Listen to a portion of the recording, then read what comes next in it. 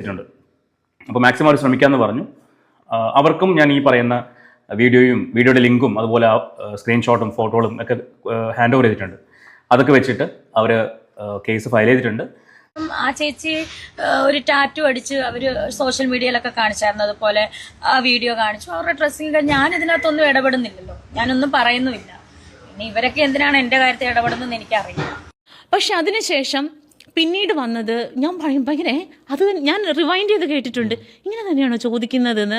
എന്ത് ധൈര്യമാണ് അങ്ങനെ നമ്മുടെ രേണുസുതിയുടെ പേരിൽ കേസ് കൊടുത്ത വിവരമൊക്കെ നിങ്ങൾ അറിഞ്ഞു കാണും എന്ന് ഞാൻ വിചാരിക്കുന്നു. അതായത് കള്ള് ഷാപ്പിൽ കടന്ന് കുറേ ഡാൻസ് കളിയും ബഹളവും ഒക്കെ ഉണ്ടായിരുന്നല്ലോ. അപ്പം ഇങ്ങനെയൊക്കെയുള്ള സീനുകൾ ഷൂട്ട് ചെയ്യുന്ന സമയത്ത് നമ്മളൊരു ഡിസ്ക്ലെയിമർ വെച്ചിരിക്കണം. അതായത് മദ്യപാനം ആരോഗ്യത്തിന് ഹാനികരം എന്നും പറഞ്ഞിട്ട്. അപ്പോൾ ഇവരുടെ ഈ ഒരു ആൽബത്തിനകത്ത് ഇങ്ങനെയുള്ള കാര്യങ്ങളൊന്നും വെച്ചിട്ടില്ലായിരുന്നു. അപ്പോൾ അതിനെ തുടർന്ന് ഇപ്പം നിലവിൽ രേണുസുതിയുടെ പേരിൽ എക്സൈസ് ഓഫീസിൽ കേസ് കൊടുത്തിരിക്കുകയാണ്. കേസ് കൊടുത്തത് നമ്മുടെ ദേവ് ഡീകോഡ്സ് എന്ന് പറയുന്ന ചാനലിലെ ദേവ് ബ്രോയാണ് കേസ് കൊടുത്തത്. എന്തായാലും വളരെ നല്ല കാര്യമാണ്. കാര്യം ഇനി മേലാൽ ഇങ്ങനെയുള്ള തോന്നിവാസങ്ങളായിട്ട് ഇറങ്ങിത്തിരിക്കരുത്. എന്തായാലും ഒരു കേസ് മാത്രമല്ല, വേറൊരു കേസും കൂടി ഉണ്ട്. ഇവരുടെ ഡബിൾ മീനിങ്ങിൻ്റെ കാര്യം പറഞ്ഞിട്ടും കൂടെ പുള്ളിക്കാരൻ കേസ് കൊടുത്തിട്ടുണ്ട്. എന്തായാലും നമുക്ക് ആദ്യം പുള്ളിയുടെ വീഡിയോ ഒന്ന് കാണാം. ഞാനേ ഇന്ന് രാവിലെ വീട്ടിൽ നിന്ന് ഇറങ്ങിയതായിരുന്നു. അത് ഇപ്പം വന്ന് കയറിയിട്ടുള്ളൂ. ഇപ്പം സമയം 4 മണി ആവുന്നു. ഒരു പ്രതീക്ഷയും ഇല്ലാതെയാണ് ഇന്ന് രാവിലെ പോയത്. ഈ കാര്യം നടക്കുമോ ഇല്ലയോ, അല്ലെങ്കിൽ അവിടെ പോകുമ്പോൾ എനിക്ക് കിട്ടുന്ന അക്സെപ്റ്റൻസ് എന്തായിരിക്കും എന്നൊന്നും ഒരു ഐഡിയ ഇല്ലായിരുന്നു. പക്ഷേ ശരിക്കും എന്നെ ഞെട്ടിച്ച് കളഞ്ഞു കേരള സൈബർ പോലീസും എക്സൈസ് ഡിപ്പാർട്ട്മെൻറ്റും. രണ്ടുപേരുടെ ഭാഗത്തുനിന്നും വളരെ നല്ല സമീപനമാണ് എനിക്കിന്നുണ്ടായത്. ഞാൻ എന്തിനു വേണ്ടിയാണ് പോയതെന്ന് ചോദിച്ചു. അത് കറക്റ്റാണ്. രേണുസുതിയുടെ പേരിൽ കേസ് കൊടുക്കാൻ പോകുന്നതെന്ന് അറിഞ്ഞു കഴിഞ്ഞാൽ പോലീസുകാരെ ഉൾപ്പെടെ ഇന്നിട്ടിന്ന് നമുക്ക് ക്ഷയിക്കേണ്ടി വരും. കാര്യം അമ്മാതിരി അപരാധമാണ് കാണിക്കുന്നതെന്ന് ലോകത്തുള്ള സകലമാന പേർക്കും അറിയാം. ഇതൊരു പബ്ലിക് ന്യൂസൻസ് ആയിട്ട് മാറിയിരിക്കുകയാണ്. ഇതൊരാളല്ല, ഇത് സകലമാന പേരും കൊണ്ടുപോയി ഈ സ്ത്രീയുടെ പേരിൽ കേസ് കൊടുക്കണം. പുതിയ കുറച്ച് സബ്സ്ക്രിപ്ഷനിൽ വീഡിയോസും കാര്യങ്ങളൊക്കെ വന്നിട്ടുണ്ട്. ഞാനത് എടുത്ത് വെച്ച് കാണിക്കുന്നില്ല. എനിക്ക് തന്നെ ഒരു നാണക്കേടുണ്ട്. അതുകൊണ്ട് മാത്രമാണ് ഞാനത് നിങ്ങളെ ആരെയും കാണിക്കാത്തത്. എന്തായാലും വരും ദിവസങ്ങളിൽ രേണു എന്ത് തരം ഫോട്ടോസും വീഡിയോസൊക്കെയാണ് ഇനി ഇട്ടുകൊണ്ടിരിക്കുന്നതെന്ന് നമുക്ക് കണ്ടറിയാം. കഴിഞ്ഞാൽ കഴിഞ്ഞ കുറച്ച് ദിവസങ്ങളായിട്ട് നമ്മൾ രേണുസുതിയുടെ വിഷയങ്ങൾ സംസാരിച്ച് വീഡിയോകൾ ചെയ്യുന്നുണ്ടായിരുന്നു. അപ്പോഴെല്ലാം അതിൻ്റെ കമൻറ്റ് ബോക്സിൽ വരുന്ന കമൻറ്റുകൾ എന്ന് പറയുന്നത്, ഞങ്ങൾ ഇവരെ കൊണ്ട് സഹി ഇട്ടു, ഇവർക്കെതിരെ നിയമപരമായിട്ട് എന്തെങ്കിലും ചെയ്യാൻ പറ്റുമോ, നിങ്ങൾക്ക് ആർക്കെങ്കിലും എന്തെങ്കിലും ചെയ്തുകൂടെ എന്നൊക്കെ ചോദിച്ച് കുറേ പേര് കമൻറ്റ് ചെയ്യുന്നുണ്ടായിരുന്നു. അപ്പോൾ ഞാൻ വിചാരിച്ചു ശരി ഒന്ന് ശ്രമിച്ച് നോക്കാം. അങ്ങനെ ഇവർ കുറച്ച് നാൾക്ക് മുൻപ് ചെയ്ത ആ റീലുണ്ടല്ലോ, കുട്ടനാടൻ കായലിലെ പാട്ട്, കള്ള് ഷോപ്പിൽ നിന്ന് എടുത്ത ആ റീല്, അതും വേറെ 1-2 വീഡിയോകളൊക്കെ വെച്ചിട്ട് ഞാനൊരു കംപ്ലയിൻറ്റ് സൈബർ സെല്ലിൽ കൊടുത്തു. സൈബർ സെല്ലിൽ പോയപ്പോഴേക്കും അവിടെ ഇടയ്ക്ക് വെച്ചിട്ട് ഇതുപോലെ ഒരു കേസ് നമ്മുടെ അൽഫുഡി സൂരജ് ഉണ്ടല്ലോ, പുള്ളിക്കാരനെ കിട്ടിയിട്ടുണ്ടായിരുന്നു. പുള്ളിക്കാരൻ 50,000 രൂപ പിഴയും ഈ എക്സൈസ് ഓഫീസുകാർ അടിച്ചു കൊടുത്തിട്ടുണ്ടായിരുന്നു. പിന്നെ അത് കുറച്ച് 25,000 ആയിട്ടൊക്കെ മാറ്റി എന്നൊക്കെ പറഞ്ഞ് ഇങ്ങനെ കേട്ടായിരുന്നു. എന്തായാലും രേണുവിൻ്റെ ഈ ഒരു വിഷയത്തിൽ ഈ രേണുവിന് എതിരെ മാത്രമല്ല, ആ ഡയറക്ടറിൻ്റെ പേരിലും കൊടുക്കണം, കൂടെ അഭിനയിച്ച സകലമാന പേരുടെ പേരിലും കൊടുക്കണം. കാര്യം ഇതൊന്നും ഒരിക്കലും നമ്മൾ കൈയടിച്ച് പ്രോത്സാഹിപ്പിക്കേണ്ട ഒരു കാര്യമല്ല. നിങ്ങൾ ഇവരുടെ ആൽബമൊക്കെ കാണണം. കൊള്ളാമെങ്കിൽ വേണ്ടില്ല. എന്തോ ഈ കാണിക്കുന്നത് അതിനകത്ത് എന്തൊരു പേക്കുത്താണ് കാണിക്കുന്നത്. ഇത് വെറുതെ എന്തോ പറയണ്ട, ഒരു റീച്ചിന് വേണ്ടിയിട്ട് കുറേ മണ്ടന്മാരെയൊക്കെ പിടിച്ച് നിർത്തിയിട്ട് ചുമ്മാ ഓരോ ആൽബം എന്നും പറഞ്ഞ് അടിച്ചങ്ങ് ഇറക്കുവാണ്. എത്ര നല്ല കഴിവുള്ള ആൾക്കാരുണ്ടെന്നറിയോ, അവരുടെയും കൂടെ ഒക്കെ പേര് കളയാൻ വേണ്ടിയിട്ടാണ് ഇങ്ങനെയൊക്കെ ഓരോരോ അപരാധങ്ങൾ കാണിക്കുന്നത്. സാറുണ്ടായിരുന്നു. സാറ് കുറേ അധികം കാര്യങ്ങൾ സംസാരിച്ചു. ആ സംസാരിച്ചതിൻ്റെ അടിസ്ഥാനത്തിൽ എനിക്കും കുറേ കാര്യങ്ങൾ മനസ്സിലായി. അവർ കേസ് എടുത്തു, അതിൻ്റെ റെസിപ്റ്റ് എനിക്ക് അയച്ചു തന്നു വാട്സാപ്പിൽ. ഓക്കെ, അപ്പോൾ സൈബർ സെല്ലിൽ രേണുവിനെതിരെ ഒരു കംപ്ലയിൻറ്റ് കൊടുത്തിട്ടുണ്ട്. കംപ്ലയിൻറ്റ് എന്ന് പറയുന്നത് വേറെ ഒന്നുമല്ല, ഹാംഫുൾ ആയിട്ടുള്ള രീതിയിൽ അല്ലെങ്കിൽ ഡബിൾ മീനിങ് ലെവലിൽ സംസാരിക്കുന്ന പരിപാടികൾ നിർത്തലാക്കി തരണം എന്ന് മാത്രമാണ് ഞാൻ റിക്വസ്റ്റ് ചെയ്തിട്ടുള്ളത്. കാരണം രേണുവിന് വായി തോന്നുന്ന കോതയ്ക്ക് പാട്ടെന്ന രീതിയിൽ സംസാരിക്കുന്ന ആ ഒരു പരിപാടി അവസാനിപ്പിക്കണം. അതിന് അവർക്ക് എന്താണ് ചെയ്യാൻ പറ്റുന്നത് എനിക്കറിയില്ല, എത്രമാത്രം അത് പോസിബിൾ ആവുമെന്ന് എനിക്കറിയില്ല. പക്ഷെ അവർക്ക് എന്താണോ ചെയ്യാൻ പറ്റുന്നത് അത് ചെയ്ത് റിക്വസ്റ്റ് ചെയ്തിട്ടുണ്ട്. അപ്പോൾ മാക്സിമം അവർ ശ്രമിക്കാമെന്ന് പറഞ്ഞു. ഇത് ശരിക്കും പറഞ്ഞാൽ നല്ലൊരു കാര്യമാണ്. എത്രയോ കുട്ടികൾ ഇവരുടെയൊക്കെ വീഡിയോസ് കാണുന്നതെന്നറിയോ. ഇപ്പോൾ ഇന്നത്തെ കാലത്ത് എല്ലാ പിള്ളേരുടെയും കയ്യിൽ മൊബൈൽ ഫോൺസ് പേരൻസ് എടുത്ത് വെച്ച് കൊടുത്തിരിക്കുക. നമ്മളൊക്കെ എത്ര ഇതിനെ പറ്റിയിട്ട് വീഡിയോ ചെയ്തിട്ടും വലിയ കാര്യമൊന്നുമില്ല, അവർ കൊടുക്കുക തന്നെ ചെയ്യും. അതുകൊണ്ട് ഞാൻ അത് തിരുത്താനൊന്നും പോകുന്നില്ല. അപ്പോൾ ഈ കൊടുക്കുന്ന സമയത്ത് ഇവരെല്ലാവരും ഇങ്ങനെയൊക്കെയുള്ള റീൽസും കാര്യങ്ങളൊക്കെ കണ്ടുകൊണ്ടിരിക്കുകയാണ്. അതായത് ക്യാമറയുടെ ഒക്കെ മുന്നിൽ വന്നിരുന്നിട്ട് എൻ്റെ വട കാണുന്നുണ്ടോ എന്നൊക്കെയുള്ള രീതിയിലൊക്കെ സംസാരിക്കുമ്പം ഇതൊക്കെ പെട്ടെന്ന് പിള്ളേരുടെ മനസ്സിലോട്ട് ക്യാച്ച് ചെയ്യും. മനസ്സിലായില്ലേ? അപ്പം ഇത്തരത്തിലൊക്കെ ഉള്ള കാര്യങ്ങൾ നിയന്ത്രിക്കുക. അതുകൊണ്ട് ഇവരുടെ പേരിൽ കേസ് കൊടുക്കുന്നതിനകത്ത് എനിക്ക് ഒരു തെറ്റും തോന്നുന്നില്ല. ഈ ബോച്ചെ എന്ന് പറയുന്ന ഒരു വ്യക്തി, അയാൾ എത്ര വലിയൊരു മനുഷ്യനാണെന്ന് നിങ്ങൾക്ക് എല്ലാവർക്കും അറിയാം. അയാൾ ഡബിൾ മീനിങ് പറഞ്ഞതിൻ്റെ പേരിൽ ജാമ്യം പോലും കിട്ടിയില്ല, ജയിലിനകത്ത് പോയി കിടന്നതാണ്. അത് നിങ്ങൾക്ക് എല്ലാവർക്കും അറിയാമല്ലേ. പിന്നെ രാഹുൽ ഈശ്വർ തന്നെ എന്തെല്ലാം വാക്കുകൾ നോക്കിയും കണ്ട് സംസാരിക്കുന്ന ഒരു വ്യക്തിയാണെന്നറിയോ. എന്നിട്ട് തന്നെ ഒരു നടിക്ക് അഗെയിൻസ്റ്റ് ആയിട്ട് പുള്ളിക്കാരൻ പറഞ്ഞേക്കുന്ന ഒരു ചെറിയൊരു കാര്യം അത് വലിയ രീതിയിൽ പോയിന്റ് ഔട്ട് ചെയ്ത് പുള്ളിക്കാരനും അകത്ത് പോയി കിടന്നതാണ്. അപ്പം അങ്ങനെയൊക്കെ ഇരിക്കുന്ന ഒരു കാലഘട്ടമാണ് ഇത്. അതുകൊണ്ട് രേണുവിന് സത്യം പറഞ്ഞാൽ നല്ലൊരു പണി കിട്ടിയിട്ടില്ല, കിട്ടിക്കഴിഞ്ഞാലേ പഠിക്കും. അവർക്കും ഞാൻ ഈ പറയുന്ന വീഡിയോയുടെ ലിങ്കും അതുപോലെ സ്ക്രീൻഷോട്ടും ഫോട്ടോകളും ഒക്കെ ഹാൻഡ് ഓവർ ചെയ്തിട്ടുണ്ട്. അതൊക്കെ വെച്ചിട്ട് അവർ കേസ് ഫയൽ ചെയ്തിട്ടുണ്ട്. സോ അതിൻ്റെ ഫർദർ കാര്യങ്ങളൊന്നും എന്താ സംഭവിക്കാൻ പോകുന്നതൊന്നും എനിക്ക് അറിയത്തില്ല, പക്ഷെ ഞാൻ അത് ഫോളോ അപ്പ് ചെയ്യും. പിന്നെ ഞാൻ ചെയ്തൊരു കാര്യം എന്ന് പറയുന്നത് എക്സൈസ് ഡിപ്പാർട്ട്മെൻറ്റിൻ്റെ ഹെഡ് ക്വാർട്ടേഴ്സിൽ പോയി. അവിടെ ചെന്നിട്ട് അവിടെയും ഈ കാര്യം സംസാരിച്ചു. അതായത് കള്ള് ഷാപ്പിൽ വെച്ചിട്ട് റീൽ ചിത്രീകരിച്ച് സോഷ്യൽ മീഡിയയിൽ പ്രചരിപ്പിച്ചു. ഇതാണ് കേസ്. ഇപ്പോൾ നമ്മുടെ സൂരജിനും ഫൈൻ കിട്ടിയത് ആ ഒരു കേസിൻ്റെ ബേസിലാണ്. 2 വർഷം മുന്നേ നടന്ന ഒരു ഇഷ്യൂലാണ് ആ കേസ് വന്നത്. 25,000 രൂപ ഫൈൻ, 50,000 രൂപയായിരുന്നു, അത് 25,000 രൂപയായിട്ട് അദാലത്തിൽ വെച്ച് കുറച്ച് കൊടുത്തു. ഇവിടെയും ഞാൻ പറഞ്ഞ കാര്യം അത് തന്നെയാണ്. ഇത് സോഷ്യൽ മീഡിയ കുട്ടികൾ ഉപയോഗിക്കുന്ന പ്ലാറ്റ്ഫോം കൂടിയാണ്. അതുകൊണ്ട് അവിടെ ഇത്തരം പ്രചരണങ്ങൾ സമ്മതിക്കാൻ പറ്റില്ല എന്ന രീതിക്കാണ് സംസാരിച്ചത്. അപ്പോൾ അവരും അവിടെ നിന്നും നല്ല ഒരു റെസ്പോൺസാണ് കിട്ടിയത്. അവരും കേസ് എടുത്തിട്ടുണ്ട്. കൊടുത്ത കംപ്ലയിൻറ്റ് റിസീവ്ഡ് ചെയ്ത്, ഇപ്പോൾ ഞാൻ ഫോട്ടോ കോപ്പി എടുത്തതാണ്, അവിടുന്ന് ഫോട്ടോ എടുത്തിട്ട് പ്രിൻ്റ് എടുത്തതാണ്. കേസ് റിസീവ്ഡ് എന്ന് പറഞ്ഞിട്ട് അവർ സീൽ ചെയ്ത് തന്നിട്ടുണ്ട്. ഇത് ഒരു പേജ്. അടുത്ത പേജിൽ അതിൻ്റെ ബാക്കി ഭാഗം. പിന്നെ ഞാൻ കൊടുത്ത ലിങ്കുകൾ, കേസിന് വേണ്ടി അവർക്ക് സപ്പോർട്ടിങ് ലിങ്ക് കൊടുക്കണം, ഏതൊക്കെ വീഡിയോകളാണെന്നുള്ള ലിങ്ക് കൊടുക്കണം. അത് കഴിഞ്ഞിട്ട് ആ ഷോപ്പിൽ നിന്നുള്ള ഇവരുടെ ഫോട്ടോയുടെ സ്ക്രീൻഷോട്ട്, ഇത്രയും വെച്ചിട്ടുണ്ട്. ഇതാണ് എക്സൈസിൽ കൊടുത്തത്. അപ്പോൾ അവർ ഇന്ന് തന്നെ അത് ഫോർവേഡ് ചെയ്യാമെന്ന് പറഞ്ഞിട്ടുണ്ട്, രേണുവിൻ്റെ അഡ്രസ്സൊക്കെ വെച്ചിട്ട്. അതിനകത്ത് രേണുസുതി മാത്രമല്ല വന്നിരിക്കുന്നത്, കോഴിക്കോട് ദാസനുണ്ട്, പ്രതീഷുണ്ട്, അക്ഷയുണ്ട്. ഇവരുടെ പേരും കൂടി അറ്റാച്ച് ചെയ്തിട്ടുണ്ട്. കാരണം രേണു മാത്രമല്ല അതിനകത്തുള്ളത്. വളരെ നല്ല കാര്യം. ഞാൻ വിചാരിച്ച രേണുവിൻ്റെ പേരിലായിരിക്കും. എന്തായാലും എല്ലാവരുടെയും കൂടെ പേരുണ്ടല്ലോ, സമാധാനമായി. പ്രതീക്ഷും ദാസനും പ്രത്യേകം അകത്ത് പോയി കിടക്കണം എന്നാണ് എൻ്റെ ഒരു ആഗ്രഹം. എന്തായാലും അത് വേഗം തന്നെ സാധിക്കട്ടെ. എന്തായാലും ഇതാണ് കേസിൻ്റെ ഒരു അപ്ഡേറ്റ് എന്ന് വെച്ച് കഴിഞ്ഞാൽ, ഇനി നമുക്ക് വേറെ ഒരു കാര്യത്തിനകത്തോട്ട് പോകാം. ഈ മഞ്ജു പത്രോസിൻ്റെ ഒരു ഇൻ്റർവ്യൂ ഞാൻ കണ്ടിട്ടുണ്ടായിരുന്നു. ഓക്കെ, അതിനകത്ത് പുള്ളിക്കാരത്തി കുറേ കാര്യങ്ങൾ, അതായത് കുറേ ദിവസങ്ങൾക്ക് മുന്നേ മഞ്ജു പത്രോസ് വന്നിട്ട് ഇവർക്ക് എഗെയിൻസ്റ്റ് ആയിട്ട് ഇവരുടെ ഒരു വടയുടെ വിഷയത്തിൽ ഒരു വീഡിയോ ചെയ്തിട്ടുണ്ടായിരുന്നു. അതായത് ആരെന്ത് നമ്മളോട് ചോദിക്കണമെന്ന് നമ്മളാണ് തീരുമാനിക്കേണ്ടത്, എല്ലാ ചോദ്യങ്ങൾക്കും നമ്മൾ മറുപടി കൊടുക്കേണ്ട കാര്യമില്ല, സ്ത്രീകളാണ് കുറേ കാര്യങ്ങൾ നിയന്ത്രിക്കേണ്ടത് എന്നൊക്കെയുള്ള രീതിയിൽ മഞ്ജു പത്രോസ് വളരെ മാന്യമായിട്ട് ഒരു വീഡിയോ ചെയ്തിട്ടുണ്ടായിരുന്നു. അതിനകത്ത് എവിടെയും ഇവരുടെ പേരോ കാര്യങ്ങളോ ഒന്നും പറഞ്ഞിട്ടില്ല. പക്ഷേ ഈ സ്ത്രീക്ക് അത് നല്ല രീതിയിൽ അങ്ങ് കുരു പൊട്ടിയിട്ട് ഇതിനെ പ്രതികരിക്കുകയൊക്കെ ചെയ്തിട്ടുണ്ടായിരുന്നു. ഇവരുടെ പ്രതികരണം കാണുന്നതിന് മുന്നേ തന്നെ മഞ്ജു പത്രോസിന്റെ ലേറ്റസ്റ്റ് ഇന്റർവ്യൂവിൽ പുള്ളിക്കാരത്തി പറയുന്ന കുറച്ച് ഭാഗം ഞാൻ കേൾപ്പിക്കാം. ഭയങ്കര സ്വീകാര്യത കിട്ടി, ഭയങ്കര രീതിയിലേക്ക് ഒരു പോസിറ്റീവായിട്ട് റെസ്പോൺസ് വന്നു, റിയാക്ഷൻസ് ഒക്കെ വന്നു ഉണ്ട്. എപ്പോൾ പറയണമെന്ന് തോന്നി, അതായത് സമകാലികമായിട്ട് നടക്കുന്ന ഒരു വിഷയങ്ങളും സുധിയുമായി ബന്ധപ്പെട്ട വിഷയത്തിൽ പറഞ്ഞു. പക്ഷെ ഞാൻ ചോദിക്കുന്നത് ആ ചിന്ത എപ്പോഴാണ് തുടങ്ങിയത്? എപ്പോഴും അത് ഇപ്പൊ കുറച്ച് നാളായിട്ടുള്ളൂ ഇത്തരത്തിലുള്ള പ്രവണത കാണാൻ തുടങ്ങിയിട്ട്. ഇപ്പൊ മോൻ മീഡിയയിൽ വർക്ക് ചെയ്യുന്ന ഒരാളാണല്ലോ. കുറച്ച് മുമ്പ് വരെ എനിക്ക് തോന്നുന്നു ഒരു 1 ഇയർ അല്ലെങ്കിൽ ഒരു 2 ഇയർ ബാക്ക് ഒക്കെ വരെ ഇങ്ങനെ നമ്മളൊക്കെ പോകുമ്പോൾ ഇങ്ങനെ പുറകെ വരുന്ന അത്തരത്തിലുള്ള രീതികളൊക്കെ ഉണ്ടായിരുന്നോ? ഈവൻസുകളായിട്ട് നല്ല രീതിയിലേക്കുള്ള മീഡിയകൾ ഉണ്ടായിട്ട്, പക്ഷെ അത് വർഷങ്ങൾക്ക് മുമ്പ് ഇപ്പൊ ഞാനൊന്ന് വന്ന ടൈം അല്ലെങ്കിൽ അവിടെ നിന്ന് ഒരു 5 വർഷം ഇങ്ങോട്ട് മുന്നോട്ട് നീങ്ങിയാകുമ്പോഴും ഇങ്ങനെയൊന്നുമില്ല. ഇത് ഞാൻ കണ്ടേക്കുന്ന ഈ ബോളിവുഡിലും ഹോളിവുഡിലൊക്കെ സെലിബ്രിറ്റീസ് വരുമ്പോൾ കുറെ പേര് മാം ഇങ്ങോട്ട് നോക്കൂ എന്നൊക്കെ പറയില്ലേ, അങ്ങനെയാണ് ഞാൻ കണ്ടിട്ടുള്ളത്.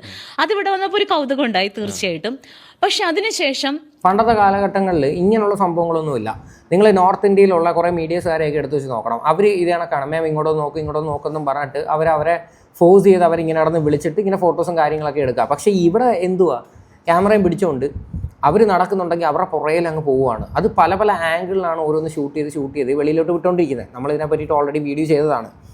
അപ്പം ഈ വിഷയത്തിൽ പറഞ്ഞു വരുന്നത് ഈ രേണുസുധിയുടെ വിഷയം തന്നെയാണ്. അതായത് പല ആൾക്കാരും വന്ന് ഡബിൾ മീനിങ്ങുകളോടെ പല ക്വസ്റ്റ്യൻസും ചോദിച്ചു കഴിഞ്ഞാൽ അതിന് പ്രതികരിക്കണോ വേണ്ടയോ എന്ന് നമ്മളാണ് തീരുമാനിക്കേണ്ടത്, അല്ലേ? അപ്പം രേണുവിനെ സംബന്ധിച്ച് എന്തുവാ, അവർ ചോദിക്കുന്ന ചോദ്യങ്ങളെ എൻകറേജ് ചെയ്ത് കൊടുക്കുകയാണ് ചെയ്യുന്നത്. അതാണ് ഞാൻ പലവട്ടവും പറയുന്നത്, ഈ സ്ത്രീ നെഗറ്റീവിലൂടെ പബ്ലിസിറ്റി ഉണ്ടാക്കുന്നതെന്ന്. പിന്നീട് വന്നത് ഞാൻ ഭയങ്കര അത് ഞാൻ റിവൈൻഡ് ചെയ്ത് കേട്ടിട്ടുണ്ട്. ഇങ്ങനെ തന്നെയാണോ ചോദിക്കുന്നതെന്ന്? എന്ത് ധൈര്യമാണ് അങ്ങനെ സെലിബ്രിറ്റിനോടെന്നല്ല, ഒരു സ്ത്രീയോടോ ഒരു പുരുഷനോടോ അങ്ങനെ ചോദിക്കുമ്പോൾ ഞാൻ ഇതിപ്പോൾ എക്സ് ഓർ വൈ ആരോടും ആയിക്കോട്ടെ, ഞാൻ ഒരാളെയും ഉദ്ദേശിച്ച് തന്നെയല്ല പറഞ്ഞത്. ഞാൻ ആ പെർട്ടിക്കുലർ രീതികളെയാണ് എനിക്ക് ബുദ്ധിമുട്ട് തോന്നിച്ചത്. അതിപ്പോൾ മഞ്ജു പത്രോസ് ആണെങ്കിലും രേണു സുധി ആണെങ്കിലും രോഹനാണെങ്കിലും ആരോടാണെങ്കിലും ഇത്തരം പ്രവണതകൾ നല്ലതല്ല എന്ന് ഞാൻ പറഞ്ഞോളൂ. എന്താണെന്നറിയാമോ, ഇത് ഭയങ്കര നോർമലൈസ് ചെയ്തുകൊണ്ടിരിക്കുകയാണ്. അപ്പോൾ ഇനി വരുന്ന ഒരു കുട്ടിയെ സംബന്ധിച്ച്, ഇപ്പോൾ പുതിയതായിട്ട് വരുന്ന ഒരു കുട്ടിയെ സംബന്ധിച്ച് ഇവിടെ ഇങ്ങനെയാണ് ഇത് വേണ്ടത് എന്നുള്ളൊരു ധാരണ വരും. അങ്ങനെയല്ല, ഇവിടെ അങ്ങനെയല്ല, ഇത് തിരുത്തപ്പെടേണ്ടത് തന്നെയാണ്. ഒരാൾ വണ്ടിയിലോട്ട്, അത് തീർച്ചയായിട്ടും ഈ പ്രസ്തുത വ്യക്തിയെക്കുറിച്ചല്ല ഞാൻ, അത് വേറൊരു വീഡിയോ ആയിരുന്നു. വണ്ടിയിലോട്ട് ഒരു പെൺകുട്ടി കയറുന്നു, ഇനിയിപ്പോൾ അവരുടെ അത് ആരാന്ന് പറയുന്നില്ല, അത് ഈ പറയുന്ന ആളല്ല. വണ്ടിയിലേക്ക് കയറുമ്പോൾ അവരുടെ ബാക്ക് ഷോട്ടാണ് വെച്ചിരിക്കുന്നത്. ഉറപ്പായിട്ടും അങ്ങനെയാണല്ലോ, ബാക്കിലാണല്ലോ ക്യാമറ നിൽക്കുന്നത്. എന്നിട്ട് ഏതവനാണ് ചോദിക്കുന്നത്, എനിക്ക് അവനൊന്ന് കാണുന്നുണ്ട്, അത് ആരാന്നറിയാമോ? പല മീഡിയകളിലും പക്ഷെ ഒരു പയ്യന്റെ ശബ്ദം തന്നെയാണ് എപ്പോഴും കേൾക്കുന്നത്, ആവർത്തിച്ച്. എനിക്ക് തോന്നുന്നു ഭയങ്കര അത് കറക്റ്റാണ്. എപ്പോഴും ഒരുത്തരുടെ ശബ്ദം തന്നെയാണ് കൂടുതലായിട്ട് കേട്ടോണ്ടിരിക്കുന്നത്. പ്രത്യേകിച്ച് രേണുവിൻ്റെ കാര്യം ഞാൻ പറയുന്നത്. രേണുവിൻ്റെ നിങ്ങൾ നോക്കിയാൽ മതി, പണ്ട് തൊട്ടേ ഒരാൾ തന്നെയാണ് ഈ ക്വസ്റ്റ്യൻസും കാര്യങ്ങളും എല്ലാം ചോദിക്കുന്നത്. അത് രേണു പറഞ്ഞ് പഠിപ്പിച്ച് ചോദിക്കുന്ന ചോദ്യങ്ങളാണ്. അതിനകത്ത് യാതൊരു തർക്കവും ഇല്ല.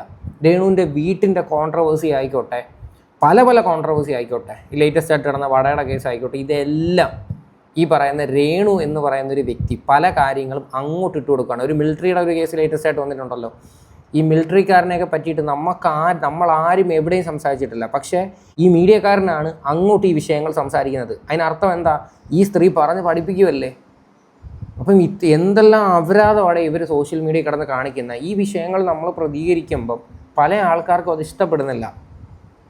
പല ആൾക്കാരും പറയുന്നത് എന്തിനാണ് അവരുടെ ഭാവി നശിപ്പിക്കുന്നത്, അതെങ്ങനെയെങ്കിലും ജീവിച്ചോട്ടെ.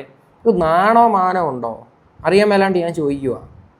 ഇത് ഇങ്ങനെയാണോ ഒരു വിധവകളെന്ന് പറഞ്ഞു കഴിഞ്ഞാൽ? ഇവർ വിധവകൾക്ക് തന്നെ അപമാനമാണ്.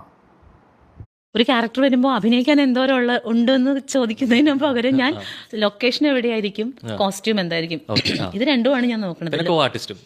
കോ ആർട്ടിസ്റ്റ് ഇപ്പൊ അത്രയും ചോദിക്കാറില്ല, മമ്മൂക്കാന്റെ സിനിമയാണല്ലോ എന്നുള്ളത് തന്നെയായിരുന്നു അതിന്റെ പ്ലസ് പോയിന്റ്.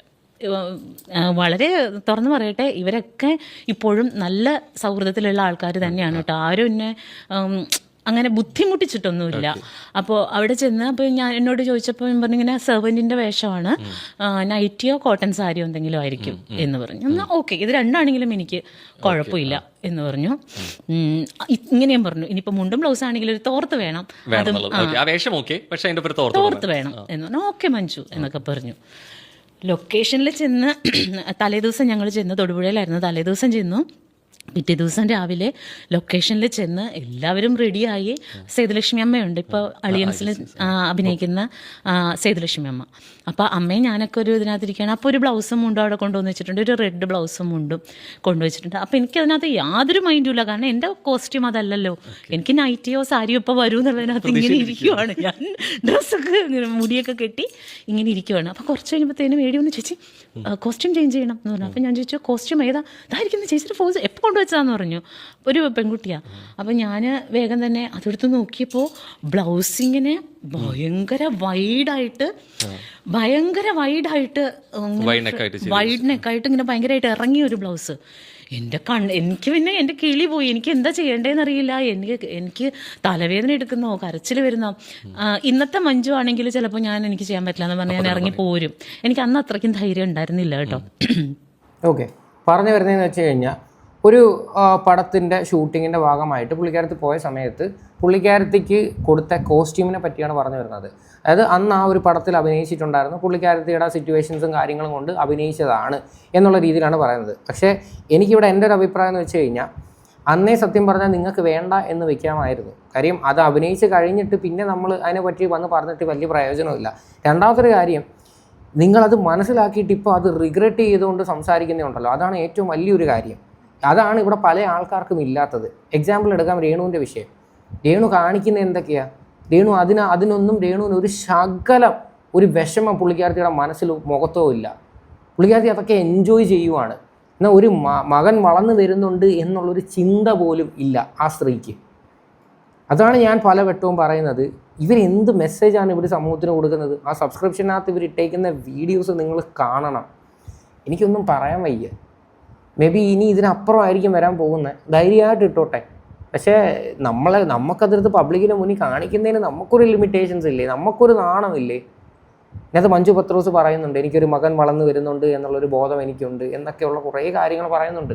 ഈ രേണു ഈ മഞ്ജു പത്രോസിന് കൊടുത്തൊരു മറുപടിയുണ്ട്. ഇപ്പോൾ ഈ റാസൽ ഗൈമയിലോട്ട് പോകുന്ന സമയത്ത് എയർപോർട്ടിൽ വെച്ചിട്ട് കൊടുത്തൊരു മറുപടിയാണ്. അതായത് മഞ്ജു പത്രോസ് ദേഹത്ത് ടാറ്റു അടിച്ചതിനെ പറ്റിയിട്ടാണ് ഈ പുള്ളിക്കാരത്തി സംസാരിക്കുന്നത്. അതായത് അതുമായിട്ടാണ് ഈ പുള്ളിക്കാരത്തിയെ കമ്പയർ ചെയ്യുന്നത്. ഞാൻ ആ വീഡിയോ നിങ്ങളെ കാണിക്കാം. ആ ചേച്ചി ഒരു ടാറ്റു അടിച്ച് അവര് സോഷ്യൽ മീഡിയയിലൊക്കെ കാണിച്ചായിരുന്നു, അതുപോലെ ആ വീഡിയോ കാണിച്ചു. അവരുടെ ഡ്രസ്സിങ് ഞാൻ ഇതിനകത്തൊന്നും ഇടപെടുന്നില്ലല്ലോ, ഞാനൊന്നും പറയുന്നുമില്ല. പിന്നെ ഇവരൊക്കെ എന്തിനാണ് എൻ്റെ കാര്യത്തിൽ ഇടപെടുന്നതെന്ന് എനിക്കറിയില്ല.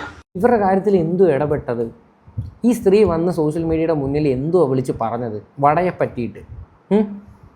അപ്പം മഞ്ജു പത്രോസ് അത് വളരെ മാന്യമായിട്ടുള്ള രീതിയിലാണ് പറഞ്ഞത്. അതായത് പ്രത്യേകിച്ച് മീഡിയക്കാരെയാണ് ഏറ്റവും കൂടുതൽ പോയിന്റ് ഔട്ട് ചെയ്തത്. അല്ലാതെ ഞാൻ കണ്ടില്ല മഞ്ജു പത്രോസ് ഈ സ്ത്രീയെ വന്നിരുന്ന അപമാനിക്കുന്നതൊന്നും. അതാ പറഞ്ഞു, ഇവർക്ക് ഒരു ബോധവും വിവരവും ഇല്ലാത്ത ഒരു സ്ത്രീ. ഇവർ ഓടി നടക്കുമായിരുന്നില്ല ഇപ്പം യൂട്യൂബേഴ്സിനെതിരെ കംപ്ലയിൻറ്റ് കൊടുക്കാനായിട്ട്. നിങ്ങൾ ധൈര്യമായിട്ട് ചെന്ന് കംപ്ലയിൻറ്റ് കൊടുക്കും. കംപ്ലയിൻറ്റ് കൊടുക്കുന്ന ഒരു സിറ്റുവേഷൻ ഉണ്ടെങ്കിൽ നിങ്ങളുടെ അടുത്ത് ഞങ്ങളും കുറേ ക്വസ്റ്റ്യൻസ് ചോദിക്കാം, അങ്ങനെ ഒരു അവസരം ഉണ്ടാക്കാം. അല്ലെങ്കിൽ രേണുവിനെ ഞാൻ ചലഞ്ച് ചെയ്യാം, നിങ്ങളൊരു പോഡ്കാസ്റ്റിന് പോകാം, ഞാൻ പോഡ്കാസ്റ്റ് തയ്യാറാക്കാം. നമുക്ക് വലിയ രീതിയിലൊരു പോഡ്കാസ്റ്റ് തയ്യാറാക്കി രേണു സുധിയും യൂട്യൂബേഴ്സും തമ്മിൽ നമുക്കൊരു ഡിബേറ്റ് വയ്ക്കാം. ആര് ജയിക്കുമെന്ന് നമുക്ക് നോക്കാം. അതിൻ്റെ കംപ്ലീറ്റ് എക്സ്പെൻസ് നമ്മളെടുത്തോളാം, കുഴപ്പമില്ല, ഞാൻ എടുത്തോളാം. ധൈര്യമായിട്ട് അതിന് രേണു സുധിക്ക് പറ്റുമെങ്കിൽ രേണു സുധിനെ അറിയിച്ചാൽ വളരെ നന്നായിരിക്കും. കാര്യം ഇവരുടെ റിയൽ ഫേസ് എന്താണ് എന്ന് അതോടുകൂടി എക്സ്പോസ് ആവും. അതിനകത്ത് വേറെ യാതൊരുവിധ സംശയമില്ല. എന്തായാലും ഇത്രയൊക്കെയാണ് രേണു സുധിയുടെ വിഷയങ്ങൾ. എന്തായാലും ഈ ഒരു വിഷയമായിട്ട് ഇനി ബന്ധപ്പെട്ട് നിങ്ങളുടെ എല്ലാവരുടെയും അഭിപ്രായങ്ങൾ ഞാൻ പ്രതീക്ഷിക്കുന്നു.